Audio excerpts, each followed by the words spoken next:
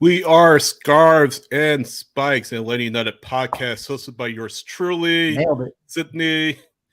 That is Tyler to my left, if you're watching on the feed, and Tommy below me on the feed. Yes, we got this Brady Bunch thing going on if you're watching on the feed. By the way, if you listen to the podcast, please tune us in on YouTube at Scarves and Spikes, and we'd love to have you. Tyler, Tommy, hello. Hola, hola. It's a sad Thursday. Why are you sad, Tommy? Tell us your feelings. Because we are not the two-time American Family champions of the world. We are only the one-time American Family champions of the world. There's always next year, though, right? Yeah, we'll get them next year. Tommy had this whole thing planned out if Atlanta United won the American Family Insurance Cup against Toluca. Unfortunately, we have been deprived of that. So I bought a cupcake, this like big cupcake, and I was gonna put my golden spike that I bought on eBay in it, and then I was gonna like treat it like a newborn baby, like or after the 1-year-old birthday party, we like you do the smash cake. I was gonna do the smash cake, and then it's gone. I had to give it to the kids. So you do a lot of transactions on eBay, don't you? I do. I love the eBay. You're talking about last week or the other week how you scammed somebody on eBay. I did not. No, like someone made me feel bad about selling the Joseph candle, so I gave them their money back. I lost like $1.50 on the deal, whatever. Like it's they were probably sad that they didn't get it, but whatever. It happens to the best of us. Yeah, you're right. Have you lit the candle again? It's only been lit twice. No, maybe. Well, no, I've lit it almost every show. Anytime someone bring up Joseph Martinez, so it's been lit up. Light it up. Times. Light it up. There's like clearly some kind of something that you've got to burn away. So go ahead and light it up. They didn't win last night. There. I mean, we play Miami 3 times, so this is true. And we got 3 more times at least to burn it. Save it for May, right? I think that's the first round. The exact date. I'll have to pull it up. Yep. Yeah, but Atlanta United. We had an actual match in Mercedes-Benz Stadium. Tyler, you were there. Tommy, you were watching on the stream. But Atlanta United taking out Toluca. And I realized in the past week I may have said Pachuca, but I meant Toluca in the American Family Insurance Cup. And on top of that, guys, a new kit was released. So first things first, what do you guys think of the new kit? Good, bad? Sexy. Not good? Sexy? It's sexy. I mean, it's just a little bit different than the original, but that's fine. Don't mess with a classic look. You see, I mean, you have to change your kit every 2 years. Like that is a requirement. So you can't do that. So, I mean, they went back to it. Looks nice. It's here for 2 years. And then we'll get something in 2 years and everybody's going to say, why can't we be the 5 stripes? It's just going to be a constant running thing. But I mean, the video that they posted was really cool, how they all got together and talked about it. And I forget his name, the one that I think he joined 2 years ago. Was it Luke? Yeah, Larry Luke. Yep. Yeah, yep. I mean, he's always been very vocal in the fan base, and he listens to what the fans want. And I think he gave the fans what he wanted. And then of course some of those people are like, this is not original. This is what you wanted when it went away, right? Like you had the 1,000 stripes one, and then you had the 3 thin stripes, and now we're back to the 5 stripes. So whatever, people are going to complain about it, but I like it, and it looked. The combination with the socks and the shorts, I think it just looked great. That's my thing. I haven't really heard. I was kind of surprised, actually. I haven't really heard too much negativity behind it. Like, I think when everybody first saw the leak, 2 months ago, everybody was like, "Oh, this is just the same thing." It's close, but I mean, obviously, like the stripes are inverted. But I think really what brings it all together is just the whole kit: the shorts, the socks. We know how much you love the socks, Tommy. But no, I mean, being for real, I just think it's a nice looking kit. I mean, it's a good mixture of the red, black, and gold. That's what you want. And yeah, it's a little bit of a throwback. It gets you back to like the 2017 vibes. And if there's any time to reset and throw it all the way back, this is the time to do it. So I like it. I enjoy it. I know some people, really the only negativity that I've seen has been on the price, but that's not an Atlanta thing. That's an MLS thing. So I don't know. I mean, I'm sure I saw a ton of people at the Benz last night that already had it. It looks good. Looks good in person. And I don't know. I'm excited just to see that kit or something similar to that kit back out on the pitch because it just stands out so much better. It's wild that it's more expensive than a hockey jersey. Yeah. I mean, that is ridiculous of how much you have, how much more material you have, how much of a thicker material you have with the hockey jersey, and now you're costing more than an NFL jersey. I mean, it's baseball's always been expensive on their jerseys, but now MLS is at the second most expensive jersey. That's crazy. I feel like the black kit. I mean, I like the black kit. If you're watching on the stream, I have it behind me. But I feel like the black kit and Ariel saying that he loves the kit, honestly, and I see a lot of other people saying they love the kit. Justin, I see you're in here. He posted it to our Instagram channel how you got the kit. But I feel like the black kit kind of has that stigma of COVID on it because, yeah, it came out in got the 2021. Funk. Yeah, it's got that COVID funk. And LA United were coming off, just an awful season. They're right in the middle of COVID. The crowds were reduced at the matches and all of that. So it has that, that funk to it, Tyler. I mean, personally, I liked it. And I think it was James who's in here a lot. He made a list of all the kids, and I think the black kit was like 5th or 6th on his list. I can't remember. But yeah, it kind of brings that bad vibes and bad memories. But yeah, this new kit, I think it's a callback to quote unquote the glory days. And granted, LA United haven't been around all that long compared to other clubs, but it brings back, this good vibe stuff when Joseph was just coming in and staking his claim as the top striker in MLS. Miggy was here. And so the other guys, Garza, Gressel, Parkey, Lorenowitz, etc. So I feel that it's kind of like that security blanket, that warm, fuzzy feeling, so to speak, of, when times were good for Atlanta United. And hopefully it's not just symbolic. Hopefully the performance on the pitch is a lot better than what it's been over the past couple of years, because I think the fans have been really asking for it. And yeah, they haven't been pleased with what they've seen. So hopefully this is kind of a turning point, not just in the look and feel standpoint, but on the on-field production standpoint, really. Ariel brings up a good point. The Kings kit was really the COVID. The COVID kit. That's what I was just saying. Exactly. And then, like I said, along with that, just this awful season. I mean, you end up getting rid of your coach and all that. Just yeah. So this is a really good time. I'm gonna drop something in. We, as you guys know, we're getting started with this show, and we talked about it a little bit on the Twitter Spaces last night. But I gotta do a quick shout out for actually one of our listeners that reached out again, and because we've been so busy this week with the AmFam Cup, and because that's the most important sporting event that happened this week, and everything else going on. But if you are looking for maybe an alternative place to check out, a place to get the kit, soccer.com is going to be dropping them tomorrow morning at 10. So I don't know the prices. I don't know if they're going to be any different. I know they do deals as opposed to like maybe the MLS store doesn't. But if you haven't got one yet and you were looking to get one sometime between now and the first game, soccer.com might be a place to go check out. So, yeah.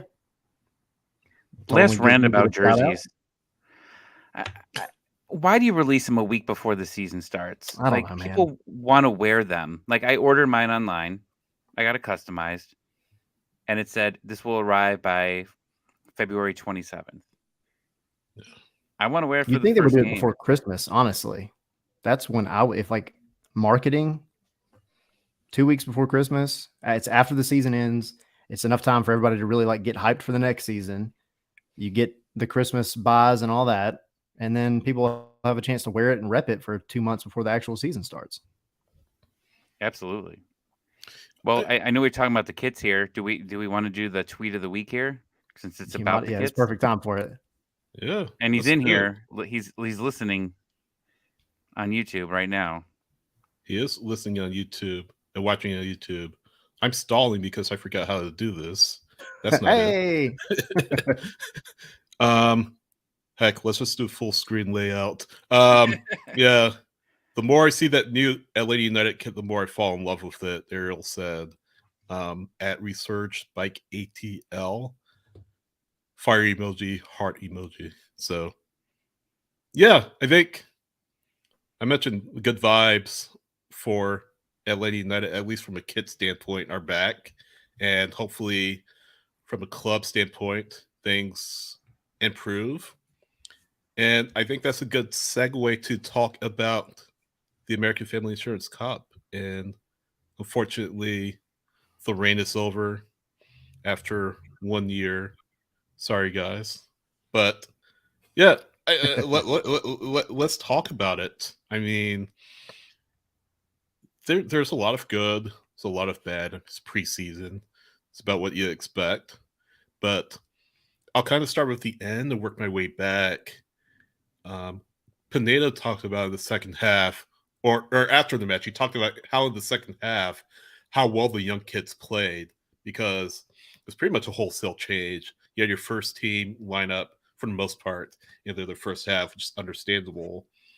But then the second half, you had a bunch of Atlanta United 2 players, academy players, like your Luke Brennan, as Alan Carlton, Young, Sibatu, etc.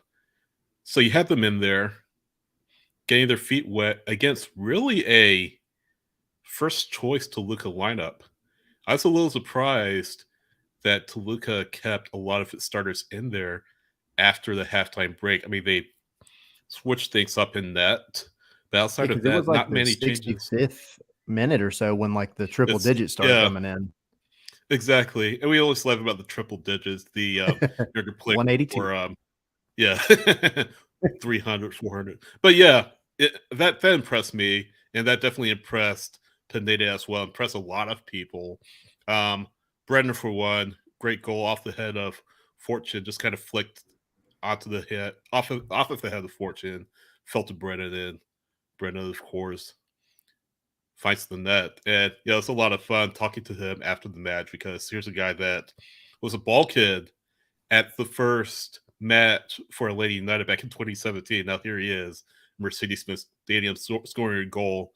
I mean, and a preseason match still, but still just a lot of fun to talk to him afterwards. That means we're old. Like, when you hear things like that, and you say, "Oh, yeah, the future starter for Atlanta United was a ball boy when he was 4 years old," that means we're all like 60. That's really what it means. Well, I mean, that's like Caleb Wiley last season when he scored his first goal in that opening match, and he was a ball boy like at MLS Cup and talked about it. And what was really funny is out of everybody that was on the pitch opening day last season, he had been with Atlanta United longer than any of those people, because he basically grew up in the academy from the time he was 12 years old. So it's funny because you don't think about, like, if you just follow the first team, you don't think about these kids for sometimes years. I mean, look at like Luke Brennan and Caleb Wiley are 2 great examples. Like, they've been doing their thing with the academy, with the 2s, moving up, doing their thing. And now suddenly they get put on the big stage at the Benz, and they take advantage of their opportunity. And Brennan, perfect example last night. And by the way, like, don't count out Aiden McFadden in that conversation either, because the ball that he put in was beautiful. I mean, the assist was great, but you got to give the hockey assist to McFadden. I mean, it was just, he saw something that would work, and those guys have played a lot of time together with the 2s over the years. So, I mean, happy for Luke, and it wasn't even just that goal, man. That kid was on one the whole night. He was one of the most dangerous attacking players out there. Carlton as well. I really enjoyed Carlton. Yeah, My wife was calling him a Weasley from Harry Potter. it's true. Ron Weasley. Mm-hmm. I mean, he definitely stuck out.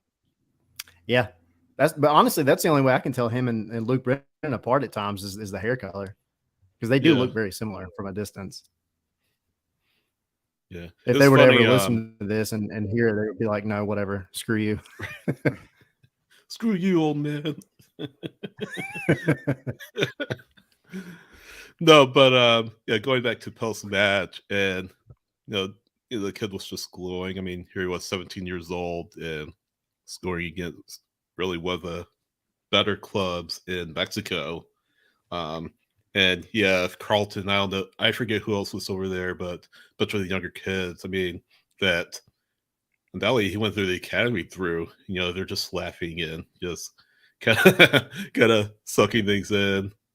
This media scrum around Luke, and they're just kind of laughing and stuff like that. But that was just cool. It's a cool moment after the match, and good on Luke. I hope that. I'll say this first though. Jared Smith from Soccer Down Here was tweeting that Brennan could be a nod for the next homegrown player for Atlanta United, and I can definitely see that. I can definitely see why Atlanta United are so high on him. And again, that's credit to the academy, credit to Matt Lowry and the staff in the academy for nurturing that talent. Like I said last night, and along with that, Steve Cook coming in to take over Atlanta United too, who has plenty of professional experience, plenty of coaching experience at all levels. So looking forward to him continuing to nurture that talent in MLS Next Pro.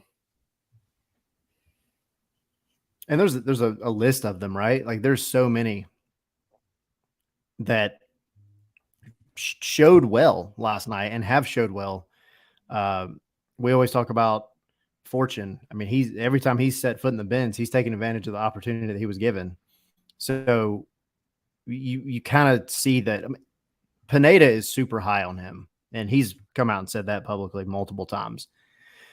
So, and I will say this, the midfield, when he was on, was locked down pretty well. And I'm not going to sit here and draw any comparisons to anybody else right now, because I know that's going to be a conversation we're going to have in a minute. But I just think the kid's a good player, and I think he's got a very high ceiling. Again, Luke Brennan being up there. Johnny Vilal, like we haven't really hit on him. We haven't seen much of him, but he's one that if you go and watch the twos, now that the Apple deal's out and all that, keep an eye on him when he plays. But yeah, I mean, there's so much talent there. And Pineda has a right to be super excited about that. Like, you have a bunch of kids, literally kids, that went out against a top flight Liga MX team in 8th place right now, whatever, and held their own, scored first, actually, and then of course it was tough after that. They didn't handle the long ball really well. One thing to consider with that, Noah Cobb was the one who played the most minutes yesterday. And you got to understand his legs were probably killing him because he was running all over the place. Between the first and the second half, he switched sides. So, yeah, I mean, he was a tired dude. And but that's what they're pushing him in a game that doesn't matter, essentially, to get that extra time, because they're also very high on him, and they should be. The kid's got talent, and he's going to be, I think, and it seems like a lot of people would agree, the next kind of Miles Robinson-esque center back for Atlanta. So just a lot to be excited about with these young guys coming up. Yeah. You talked about midfield and get up to the whole can of worms. But I don't know if we want to talk about the first half. I mean, it's only fair. I mean, we already talked about the second half of the young kids, but definitely pivot to the first half when really your first choice 11 was out there for the most part, with some exceptions, obviously. First off, good to see that Caleb Wiley was up and about afterwards. That collision looked scary on the replay. I saw, we all saw it live, but look at the replay, it just looked super scary. Fortunately, both players able to come off or re-enter the game, I should say. And I posted it to my Twitter account, and Tyler, you posted this Scarves and Spikes Twitter account. Tyler had kind of a shiner over his eyebrow. So yeah, he got whacked pretty good. He was definitely on the worst end of it for sure. yeah, I mean, it was already formed when he was walking off the field. Like, you could see it on TV. Like, it was you could already see the spot starting to grow on TV, and I was shocked that they let him come back into that game. Yeah, for I multiple was really reasons. surprised with that. If it was a regular season game, playoff game, I guess there's an argument for it. But when you're in the preseason where this means absolutely nothing, you know, I just imagine that he wasn't going to see the field at all, and then see him come back on, and you know, Machop, you know, he hurt his probably his hamstring there. Immediately grabs his leg, and Conway's ready to go. 15 seconds later, or you already see him jumping on the sidelines. It just seemed like a bad look at that point that you would endanger somebody. Yeah, I get it. For what it's worth, Chop was carrying something into the match anyway, and you can see when he had that chance late on in the first half, right away, like you said, Tommy was grabbing his hamstring, tried to give it a go, but ultimately couldn't. So I think that was just a super precautionary thing to take him out of the match. But definitely get what you're saying about Wiley. He was always going to come off at halftime, whatever the case. But I definitely get it. I definitely agree. This day and age where player safety is really under the microscope, not just in the NFL but in MLS as well. Why risk it? Why why put him back out and potentially put him at risk at another concussion or something like that? So yeah, I definitely see what you're saying in that regard, and hopefully it doesn't turn out to be a concussion or anything like that. But yeah, it is good to see him back out there after the match, I should say. 346 subs you have in the American Family Insurance Cup. Yeah, you could have taken him off and just said, "Hey, go sit down and relax." And fortunately, with concussions, you can find out that you have one days later. Like you start feeling some of those effects. And again, it's a preseason game. I wouldn't be shocked if they actually rested him. I know that Saturday is really the dress rehearsal for the regular season, but I wouldn't be surprised if they just let him sit it out and just make sure he's ready for next week. Yeah, Ariel said in the chat, Wiley looked like Quasimodo. Oh my goodness, that's pretty good. Come on, Ariel's just hitting this show up like great tweet of the week, comment of the show. He's hitting it all tonight. By the way, Quasimodo has a Q, not a C. Ariel. Oh man. FYI. But anyway, hey, you just we talked about the mistakes last week, right? So now y'all both have had one on camera. You're gonna call Ariel out. I'll be nice. I'll tell you a story real quick about my mistake, but it was off camera. But I'm doing it to make you guys feel better. Okay. So here's my story. 2 weeks ago, when we were at the training ground, it was one of the days that Pineda was coming up to talk. And, we're doing the interview that we watched the training and saw everybody doing their thing. And it was time for Pineda to come walk up and speak to the media. So they have the big media banner behind. You guys see it if you watch the interviews every week.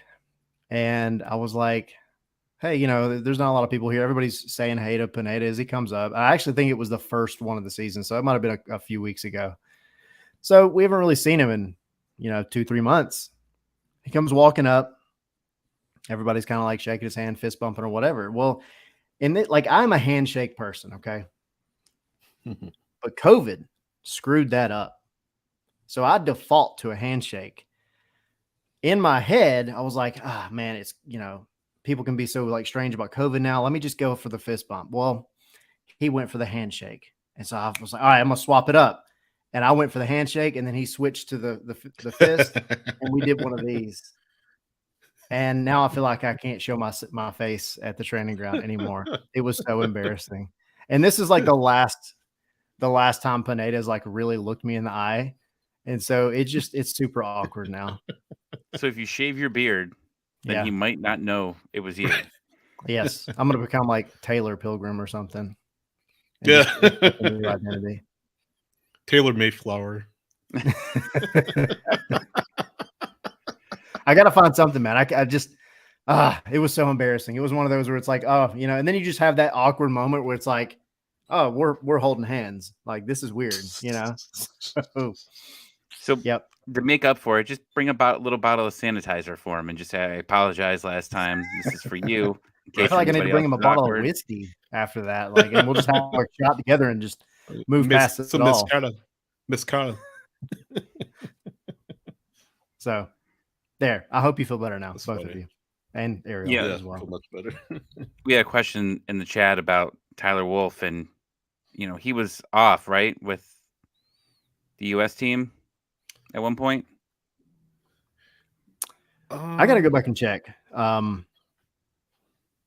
I've been meaning to kind of follow up about Wolff and see kind of what's going on. He was there yesterday. I mean, he was at the stadium with everybody. He was down there chatting with Brad at one point, but I don't know if they're just being super precautious.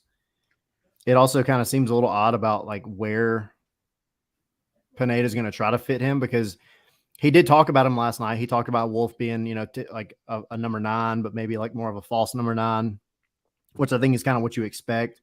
He also could be the backup right now, the only backup, I think, for Almada, if Almada is out for whatever reason.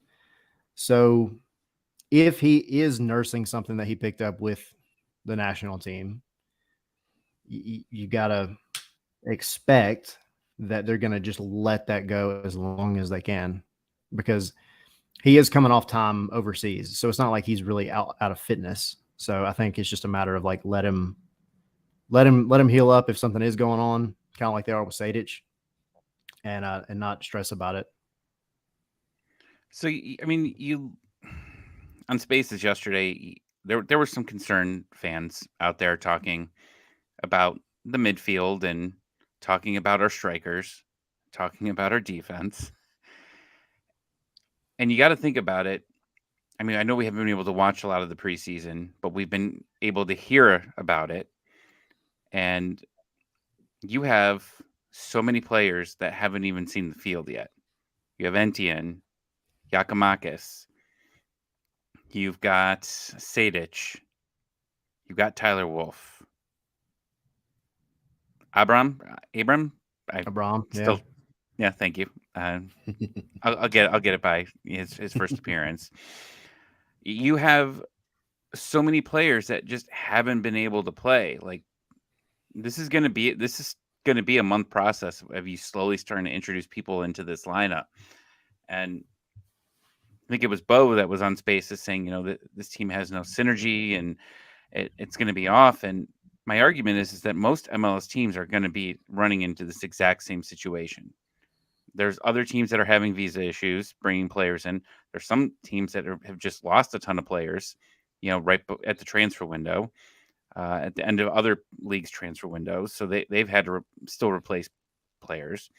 You got guys coming back from injuries in other teams. Like, I think everybody is in the same boat. You might have a few teams that maybe didn't have a lot of movement last year, and that's fine. But I think that a lot of the good teams out there usually have a ton of movement in the transfer window, and I think we're going to be okay overall. The midfield, I don't see any huge additions coming in besides Sejdic that is really going to change things, but Parada specifically, and probably Barra on the defensive side, because Barra is supposed to be helping out on the defense, they look sloppy.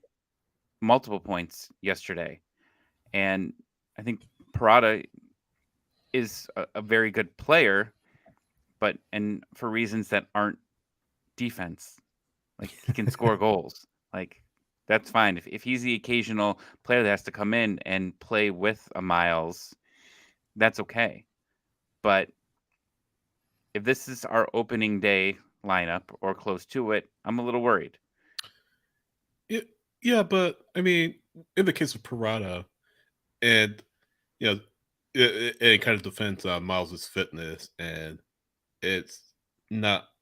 I don't want to say it's not likely they'll start on the 25th, but I kind of lean the direction of him not being out there. I think you're okay with Parata being a backup, and you're okay with Robinson and Abraham being your first choice center backs once Abraham gets his visa cleared up, and once Robinson is able to get to a point where he match fit. So you're gonna have to really roll with Parata and whoever else is out there with them until those two things happen. And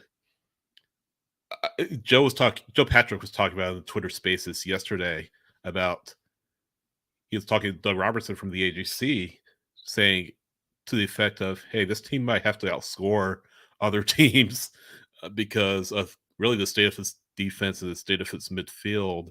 And I kind of joked about it. I said it sounds like the Big 12 football or something like that, where essentially defense is optional. But that might be where you are, and as long as the attack is clicking. I mean, if you can, I'm not going to say Atlanta United is going to score 3-4 goals a night like they did in the first couple of years of their existence, but that might be what it takes. I mean, at least initially, until you get some not reinforcements, until Robinson gets back to full fitness, and Abraham gets his visa cleared up, and eventually works his way into fitness with the first team. I mean, he's not going to start right away, but as soon as he gets his fitness and his legs underneath him and some training sessions with Atlanta United, you feel a lot better. But the midfield, it's just not good. I mean, Hazeta is doing the same things that he did last year. Ibarra, it's just not something that you want to be walking into February 25th still worried about. So maybe there's a summer signing that comes in and reinforces that. Maybe Sadic comes in and he gets the lion's share of the minutes in the midfield. Ozzy comes in here and there and fills the need, not just from a leadership standpoint, but from an on-the-field standpoint. So, yeah, I totally get what you're saying, but I feel like the issues with Atlanta United are a little bit more than the defense at this point in time, at least. I'll throw out there too, and I kind of hit on it last night. I put it in the article this morning from the quotes from yesterday. I mean, to me, I'm not 100% sold on Rossetto and Ibarra not working, but I'm over them being paired together. They just don't work well together. I just don't think they have the chemistry. And that's not just coming from preseason, by the way. Like, I know we're always cautious of throwing out like, oh, hey, it's preseason. Like, we're not going to take much of this. But this is going back to last season too. Like, they were paired up last season and it wasn't good. So maybe when it comes time, you have a Sosa with a Rossetto or a Sadic with an Ibarra or whatever kind of combination. And then, of course, you throw Ozzy into the mix once he gets back and he's really healthy. I just don't think that they can be paired together because it just blows everything else on the field up.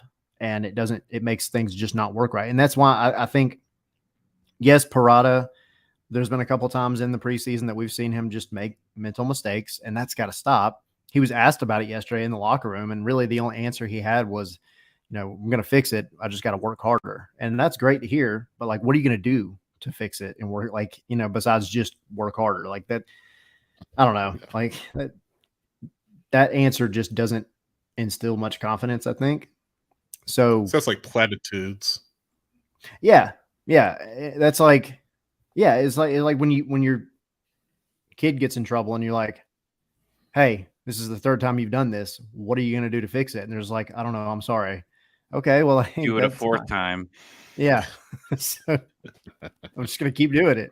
I don't know. It's just it is concerning, but I think the back line too often gets hung out to dry because of the mistakes in the midfield. And if they could do what they want to do, they being the midfield, Rossetto and Ibarra, consistently, it would look great. But they make so many mistakes. I was getting so frustrated watching last night. By like the 25th minute, they had so many little. They were trying to just do quick one-touch chipped passes, forward to like Arujo or somebody making a run, and they just got away from them, and it caused a turnover, and that's what led to Toluca's first goal. So it's like, I get wanting to move quickly, but you have to. And Pineda also hit on this last night. He said sometimes we feel like we always have to be on the front foot, and it's up to every player out there on the pitch to learn to take a step back and slow things down when they need to. And I thought that was actually a pretty important quote because, yes, you want to control the tempo of the game. Controlling the tempo doesn't just always mean moving quickly. It absolutely can, and especially if you want to be a team like Pineda wants, where you're pressing to try to win the ball back as much as you can. But when it comes time to take a little bit of a chill pill, you got to do that. And sometimes it's a really, really powerful thing to have somebody in midfield that can just hold the ball and piss off the other midfielders around him so that it opens up a guy like Arujo or Etienne or whoever else is making a run. And it draws more to him. We always use Nagby as the example, right? We're not getting Nagby back, but that's what you want out of your midfield. Somebody that's going to control the ball, a holding midfielder, somebody that's going to keep the ball through pressure so that he opens up other guys. And right now, that pairing just doesn't have it. Nope. Yeah. I'm going to pull up Dan, his comment on Twitch. Thanks for watching, Dan, as always. Since I think Sosa and Alonso are pairing in midfield if we have to win IMO. Yeah, the problem with that is Ozzy Alonso is, 37, 38 or something like that. I'll have to look it up. But, I mean, his career is kind of in the twilight. I don't think you can expect a ton of minutes from Ozzy, especially with him coming off an injury last year. At 37 years old, and I believe 38. Well, yeah, 37 years old. So I don't know if he'll get a ton of minutes with this team. He'll play here and there, obviously, as he can. Of course, you have to think about what does his fitness level look like. Again, with him being the age he is, it takes his body a little bit longer to heal, and that's my biggest concern with Ozzy. I mean, he's a great locker room guy, I'm sure, but you have to wonder when we'll see him this season. Is it going to be a month, 2 months, 3 months, or something like that? So it's just something that we need to consider about Ozzy. So I'm gonna make a joke, and then I'll make my serious comment here. My joke is, if you've seen how fast he grew his hair from the last time we saw him, everything has to replenish in his body, regenerate as fast as his He's hair like grew out Wolverine, there. I hope. Yeah. My wife was talking about how impressive it was. I showed her the last picture of the game he played and where he was at now, and she's like, "I wish my hair would grow that long." But in seriousness, you could use him as a closer in games, and I think that's what's really important. Is you had a Jeff Lorenowitz who didn't start a lot towards the end of his career, but he came in late, and he definitely caused chaos. And that's one thing that Ozzy did last year when we were winning those games, is he upset players out there. I mean, he definitely went in. He was physical. He got a yellow pretty early in that first game that he had, but that's what he does. And you don't have that. And we all thought that maybe that's what Ibarra was going to be able to be. He hasn't been able to be that. Ibarra looks like a guy, if you met him walking down the street, I don't want to mess with this guy. He's got that face. I don't want to go anywhere near him. But he doesn't back that up. And if he backs it up, it looks like it's going to be a red card. And then if he gets a yellow card, we talked about this all last season, he would get a yellow card sometimes, Ibarra, in the first 15 minutes. And then he was afraid to do anything else He would because disappear. I don't think he can control himself. So, I mean, I'm glad that he doesn't want to get a red, but I mean, he was just basically a cone out there that players were running around. So, yeah, Well, and I'm nervous about it for sure, at least for the first 2 games, because Sosa's not going to be back at least until week 3. And that's what opens up your defense again, right? Like, because they all do work together. It's not just like, our center backs are having trouble and our midfield is having trouble. Like the center backs would not have as much trouble as they've had if one of the midfielders would fall back, defend a little bit better, and actually mark guys that are making runs to and into the box. The amount of time that Toluca players had last night to line up shots was embarrassing. It was embarrassing. And that's something that has to be fixed, whether it's a mixture of, a physical thing, a mental thing, one or the other, I don't know. But again, that like you just can't give a professional soccer player that much time in or around the box. They're going to make you pay. And that's exactly what happened last night for a lot of the goals. So, the midfield has got to figure out some things. I think it would be helpful if at some points the midfielders, and this is all of them, would make some runs towards the box and just try to play forward often. I mean, we talked with Longshore, recently about that, and that was kind of what he was hitting on, but like, just surprise everybody and take a freaking shot at goal at some point, like run into the box, do something. Don't just sit at the top of the box and again, try to recycle things, move things around. That's great and all, but you can't just do that. And then when the ball gets turned over, now you're rushing back to try to help the 2 or 3 defenders that you've now left on an island back there with the goalkeeper. And I don't know. It's just, it's a coaching thing, but it's also like, again, I just don't know that Rossetto and Ibarra have the chemistry to be able to work well in this system.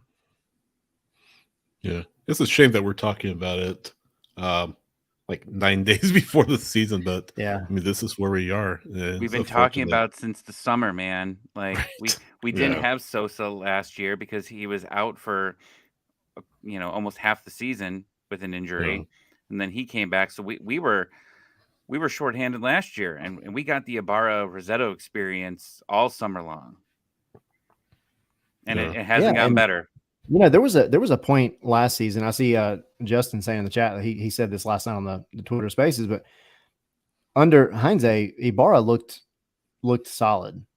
And you got to remember, like, some of the players that came in under Heinze and then got left stranded essentially after everything that happened. But I don't know. I mean, there was a 4 or 5 game stretch last year. I remember talking about it on the Spaces where Ibarra looked, I was praising him because he looked so much cleaner in his defensive work. Like you were talking about, Tommy, where he was coming in, challenges, doing his thing, but he was doing very,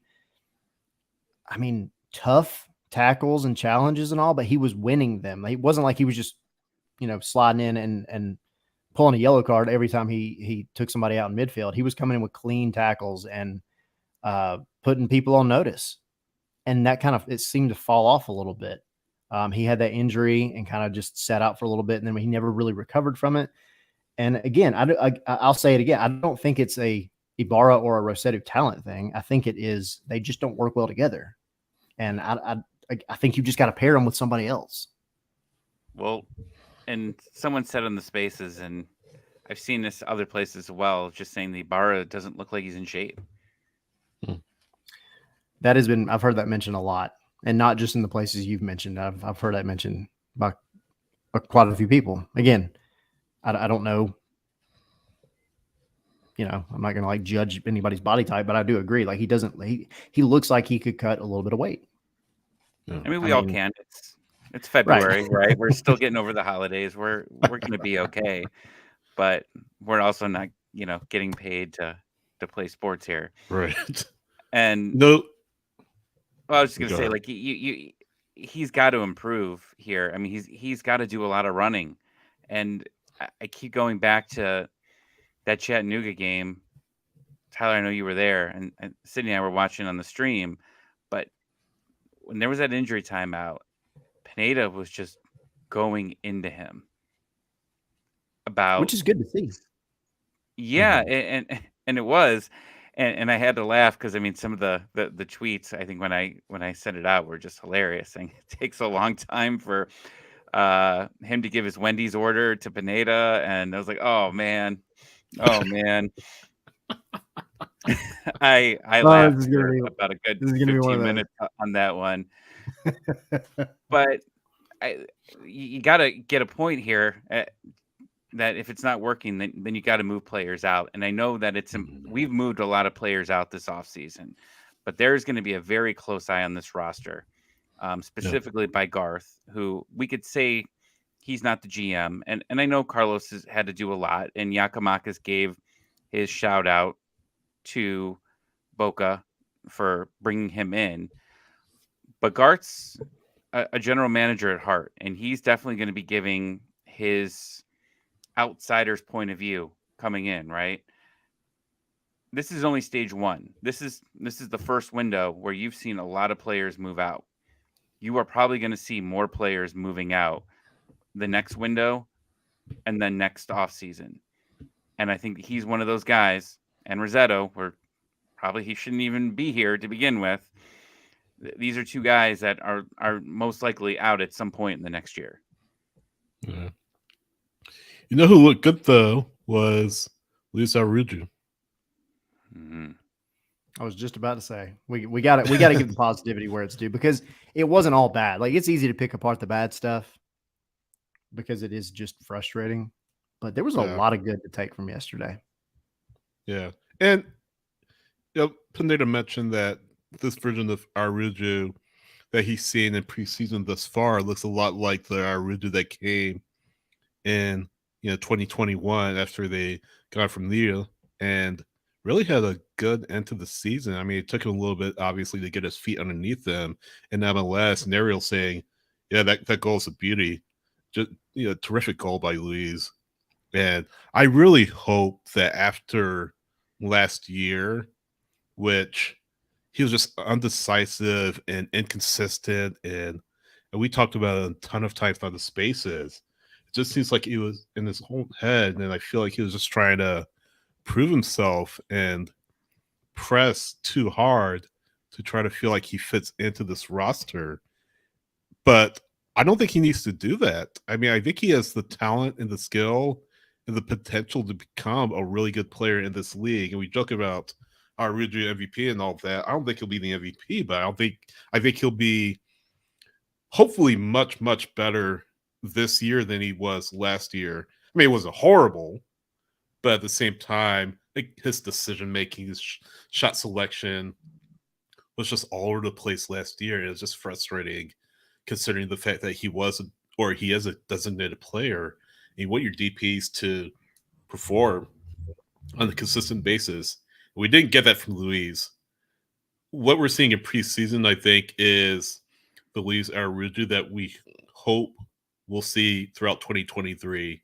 Not just on the offensive side, but Pineda was talking about too how he was helping out defensively, getting back.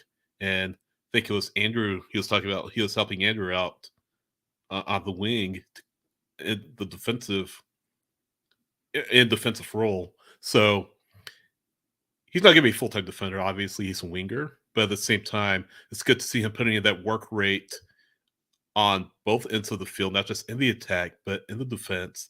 And I'm really looking forward to seeing how that evolves with Luis as the season goes on. And hopefully he can put really a rough 2021 behind, or 2022 behind him, and become the player that Elena hoped that he'd become when he was overseas with Lille in League One. So Extra Time they're doing their season preview, and it might have been Doyle that brought it up. I forget which one, but they said that there was a source in Atlanta that said that it's very hard to coach Luis.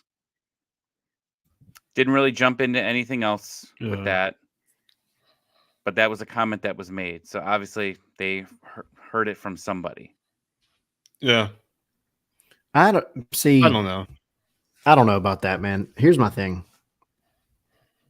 First, Luis's personality is one of those where I do feel like maybe if you were hanging out with him, 8 hours a day or whatever, his constant like joking around would probably get old after a minute, but he's like, you see him at the training ground and he's always happy. He's always laughing. And, we've remarked on the show and at the training ground, like if he would just stay as happy as he is at the training ground, at the bins and in matches, the dude would be scoring goals left and right. But last season, it just seemed like it got away from him mentally. And then Pineda did say that they were working with him on just simple things. Like they don't want him to stop being Luis Araujo and being that aggressive, kind of techer type guy that has that talent with the ball at his feet. They don't want to take that away from him, but they wanted to kind of just shore him up a little bit in terms of like his shot selection and some of the predictability of his runs and things like that, being more defensive oriented when he needs to be. And I think, and I've seen some people comment in the comment section, like Sonny brought it up a minute ago, and a few others, but I think Araujo has probably been the most consistent player in the preseason that we've seen so far. And that's saying something for an attacker whose job it is to score goals. I mean, Chattanooga, he was all over the place. Mexico, all over the place.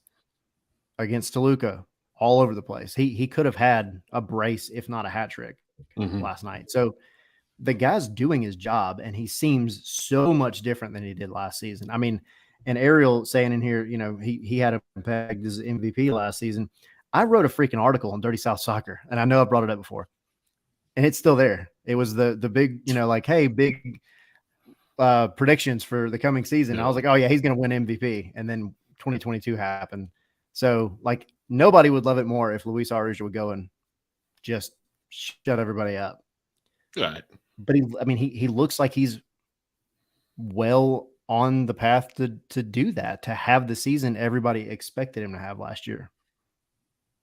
It's never too late to delete an article. Nobody will remember it. Yeah. Revisionist Maybe it'll just disappear one day soon.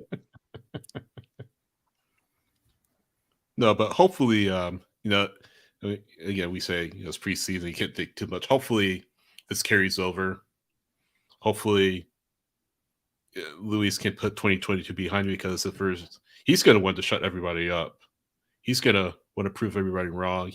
I'm sure he's aware of the things that fans are saying, and I really think he will. I really think that he'll turn it around. Again, he wasn't a terrible player last season, but he was far, far below DP standard. And I think having Giakoumakis in there, I think having Etienne in there as well, Almada certainly, who had a phenomenal season last year, I think that'll kind of take the pressure off him to perform, and he can relax a little bit more. So once those four are on the field together, and kind of knock on wood that it's not like half a season before they're on the field together, like it was like in past years where, I don't know how many games it was where all three DPs played together with Atlanta United. It seems like one of them were always injured, something like that. Hopefully that's not the case with what? Pretty sure it was June. Yeah, well, but yeah, I hope that's not the case this season, and we get plenty of matches to see, quote unquote, the big four, this attacking foursome for Atlanta United, because I think if they're able to click, Atlanta United should be a much more exciting team in 2023 than they were in 2022. For sure. Well, guys, I know we got to wrap up soon. I'm going to see Ant-Man. But there was some big news today in the world. If you have T-Mobile, if you have T-Mobile, you can get the MLS pass for free. Yes. And I saw a lot of people upset that they've already paid for it. And now what do? I personally I reached out to Apple. I got into their customer service queue. Took me 5 minutes. I told them exactly what was going on. They refunded my money, and it's already in my account. So if you've already ordered MLS Pass and you have T-Mobile, or you know someone that has T-Mobile, go cancel it, get your money back, and then next week, I think on Tuesday, and I think it'll be open from Tuesday to Thursday, you'll be able to get MLS Pass for free. And they did it last year. Well, the past couple of years with MLB Pass, I've done it with absolutely no issues. So you just need an Apple ID and you'll be able to get it for free. So pretty cool. You might not be able to talk on the cell phone, but you can absolutely get that MLS Pass. 100%. And this works with Metro by T-Mobile as well. So not just regular T-Mobile, but Metro by T-Mobile as well. So if you have that, you certainly take advantage of it. Yeah, it's a great deal. So save you some money. One other quick thing that was brought up, and I haven't verified this really, but it makes sense, and it's from a reputable source. But Jacob Feldman saying that DirecTV for Business will carry the MLS Season Pass, which will allow the MLS Season Pass to be serviced into bars and restaurants. So we've been talking about, hey, growing the game, having people want to go out and go to a bar and watch the game. How's it going to work? Well, apparently DirecTV, Business DirecTV, has got some kind of agreement with Apple and MLS to make this happen. So I'm sure we'll hear more about it in the coming weeks, but that's a good sign, I think. Yeah, be curious if you have to pay for it. Like if the bars have to pay for that, that package to be able to get those games or not. Usually companies like that don't like to give away things for free. Yeah, I'm sure they. Yeah, I was gonna say, they may, maybe at a reduced rate, but still, either way, really good to see that they were able to come to agreement on that, because that's a huge sticking point. And maybe, Tommy, because I know you've been wanting to, I know you spilled the beans last night, but there might be somebody next week that's coming on that we might be able to ask. You want to tell everybody who it is? Kevin Patrick Egan. So WWE Monday Night Raw announcer, Atlanta United announcer. We're going to find out why he hasn't gotten any wrestlers to hit the golden spike, even though I've been tweeting him nonstop about it since Ric Flair's done it before. Yeah, I get Ric Flair back for that man. He's starting MLS next week, which is huge. And then in a couple of weeks after that is I think we're about to hit WrestleMania. So that the guy's a popular man. So next Wednesday, because I see a lot of you guys are excited about it. I hope, that's why we're doing this, guys. We want it to be fun. We want to let you guys hear some other voices besides ours. And I'm sure Kevin Egan's voice, that Irish beautiful voice, is so much better to listen to than especially mine. So, but no, I mean, yeah, he's going to be here next week. He'll be on for a little bit with us for maybe 25 minutes, half hour or so. And we're going to chat about Apple and Atlanta and probably WWE a little bit while we got them on. So 2 wrestling questions. Just give me 2. I'll give you 2. I don't care, man. Give me 2. If I'm talking about wrestling, I'm going back to the old days, like WCW. So funny story real quick. I'll probably tell him this too, but Thanks, during Justin, COVID is when he got the job with WWE. And one night I'm cooking some food and I hear Kevin Egan. I run into the other room to see what's going on. I don't even know what I thought, because I'm like, why is he on a WWE thing? And there he is. He's like a backstage announcer. And the next morning I woke up and I thought the entire night was a dream. So I'm like, oh, there's no way that Kevin Egan was on there. I thought I dreamt the entire second half of that day.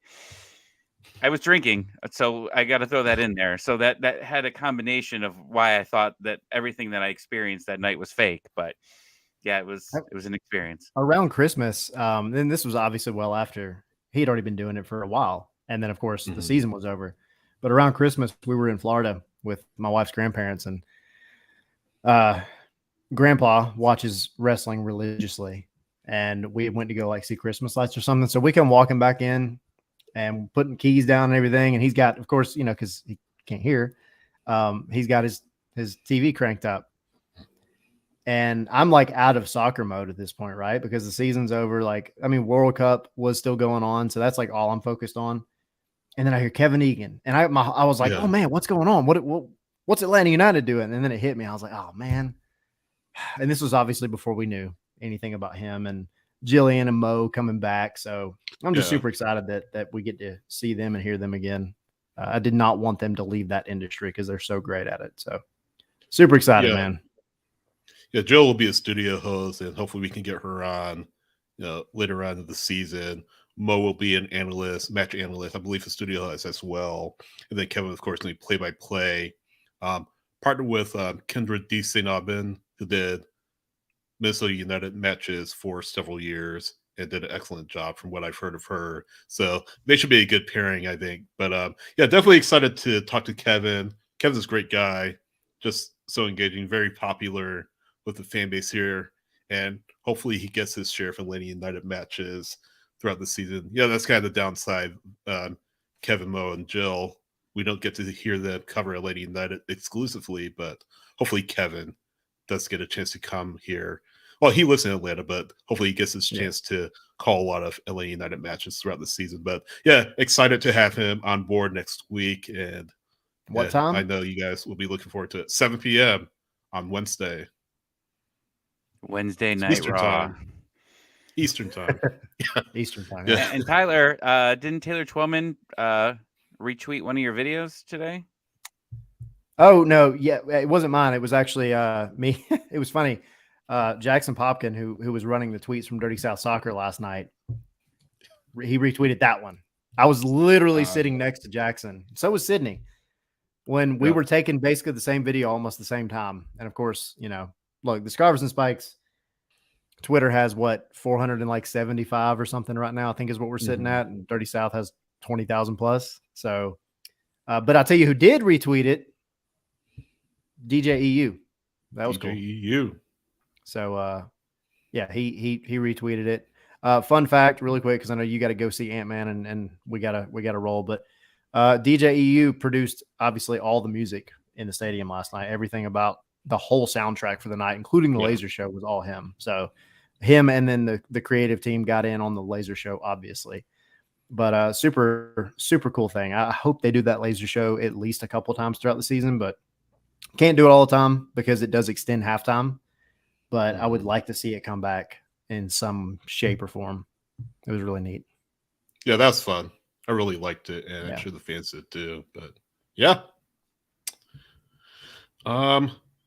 So yeah, Tommy's got to head off and watch Ant-Man and the Wasp, and hopefully you can give us a brief review next week. Or I'm gonna be asking for it next week. I'm excited. And pictures. Yeah, and pictures. And no, I don't have an Ant-Man costume. I wish I did. And no, we're not going to stream. And no, I don't think we can stream the movie on our YouTube channel.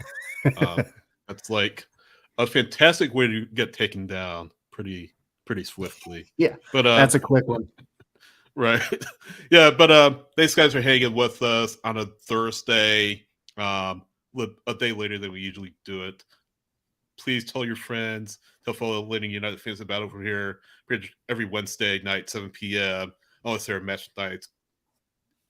And when that happens, we'll let you know when the stream is. But yeah, follow me on Twitter, SHWright. Tyler, how do people follow you? At ATL Pilgrim. And Tommy, where can people find you? Tommy ATL 96. And if you go to see a Marvel movie in the theaters, you stay after the credits. I don't know. The Marvel universe has existed for over a decade, and I still see people leaving when the credits start. I want to yell at every one of them. So if you're listening and you're new to Marvel, stay after the credits, please. Iron Man 4 announcement during the post-credit scene. Iron Man is dead. I hate to tell you this. But... I know. It's new Iron Man reboot. Come on, but guys. Yeah, but thanks, guys. Thanks everyone for watching. Yeah, follow us on Twitter, Scarves, the letter, and Spikes. Of course, subscribe on YouTube and share this video with everyone you know. Helps us out a lot. It really does. And we just passed the 200 subscriber mark on YouTube. Thank you guys so much. We really appreciate it. And hopefully the road to 300, 400, 500 has begun in earnest. But yeah, thank you again for watching. listening. If you're listening on the podcast, thank you guys so much. And we will see you Wednesday at 7 p.m. when Kevin Egan joins us. And we talk about an actual real match as Atlanta United get ready to take on San Jose. So thanks for watching, listening. Absolutely. Thanks for watching, listening, and we will catch you next week. See ya. See ya.